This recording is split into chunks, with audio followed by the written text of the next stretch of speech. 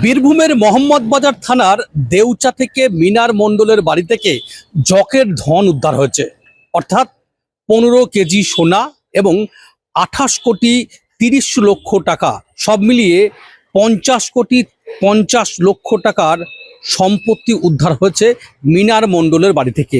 আর এই অভিযোগে টুলু মণ্ডলের ভগ্নিপতি মিনার মণ্ডলকে গ্রেপ্তার করেছে বীরভূম জেলা পুলিশ।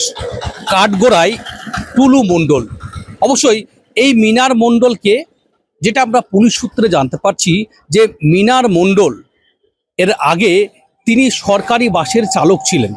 সেই সরকারি বাসের যে চালক, যে সরকারি চাকরি করতেন, সেখান থেকে তিনি অবসর নিয়েছিলেন এবং অবসর নিয়েছিলেন তারপরেই তিনি এই টুলু মণ্ডলের অধীনে থাকা যে সমস্ত বীরভূমের বিরাট যে সাম্রাজ্য, এই যে পাথর শিল্পাঞ্চল, সেই পাথর থেকে ডিসিআর অর্থাৎ টাকা কালেক্টর করার অন্যতম দায়িত্ব ছিলেন মিনার মণ্ডল।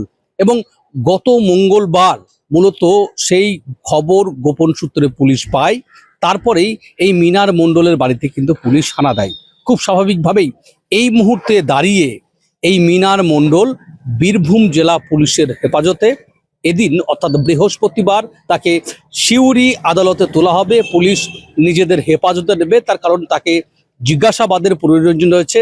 আর কোথায় কোথায় বিশেষ করে এই কুবের ধন লুকিয়ে রেখেছে তারা, কোথায় তারা গোপন রেখেছে, এটাই এখন পুলিশ জানার চেষ্টা করছে। খুব স্বাভাবিকভাবেই দফায় দফায় জিজ্ঞাসাবাদ করা হচ্ছে এই মিনার মণ্ডলকে।